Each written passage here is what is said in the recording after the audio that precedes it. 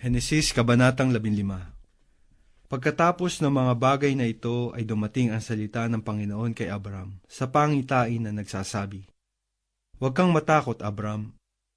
Ako ang iyong kalasag at ang iyong gantimpala na lubhang dakila." At sinabi ni Abram, "O Panginoong Diyos, anong ibibigay mo sa akin?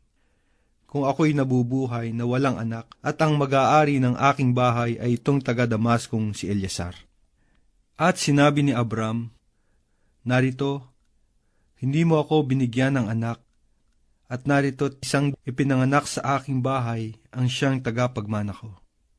At narito ang salita ng Panginoon ay dumating sa kanya na nagsabi, "Hindi ang taong to ang magiging tagapagmana mo, kundi lalabas sa iyong sariling katawan ang magiging tagapagmana mo." At siya'y inilabas at sinabi, "Tumingala ka ngayon sa langit, at iyong bilangin ang mga bituin, kung mabibilang mo." At sa kanya'y sinabi, "Magiging ganyan ang iyong binhi." At sumampalataya siya sa Panginoon, at ito'y ibinilang na katuwiran sa kanya. At sinabi sa kanya, "Ako ang Panginoon na nagpaalis sa iyo sa Ur ng mga Kaldeo, upang ibigay sa iyo ang lupaing ito na mamanahin mo." At sinabi niya, "O Panginoong Diyos, paanong pagkakilala ko na aking mamanahin?"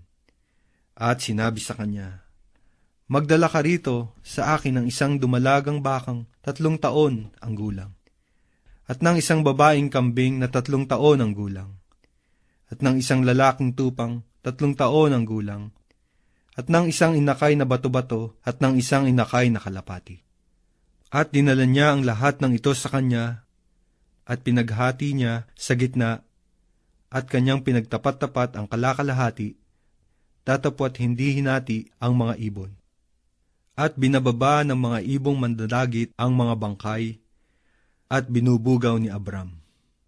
At nang lulubog na ang araw, ay nakatulog si Abram ng mahimbing, at narito, ang isang kasindak-sindak na malaking kadiliman ay sumaka niya. At sinabi ng Diyos kay Abram, "Tunay na pakatalastasin mo na ang iyong binhi ay magiging taga-ibang bayan sa lupaing hindi kanila, at maglilingkod sa mga yaon, at pahihirapang 400 taon. At yaon namang bansang kanilang paglilingkuran ay aking hahatulan, at pagkatapos ay aalis silang may malaking pag-aari. Datapwat ikaw ay payapang pasa sa iyong mga magulang, at ikaw ay malilibing sa mabuting katandaan.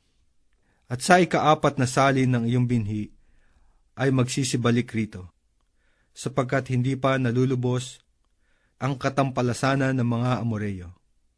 At nangyari na paglubog ng araw at pagdilim na narito, ang isang hurnong umuusok, at ang isang tanglaw na nagniningas na dumaan sa gitna ng mga hinating hayop. Nang araw na yaon, ang Panginoon ay nakipagtipan kay Abram na nagsabi, "Sa iyong binhi ibinigay ko ang lupaing ito. Mula sa ilog ng Ehipto hanggang sa malaking ilog na ilog Euphrates, ang mga Sineyo at ang mga Sineseyo at ang mga Sedmoneyo at ang mga Hiteyo at ang mga Periseyo, at ang mga Refaim, at ang mga Amoreyo, at ang mga Kananeyo, at ang mga Gergeseyo, at ang mga Jebuseyo."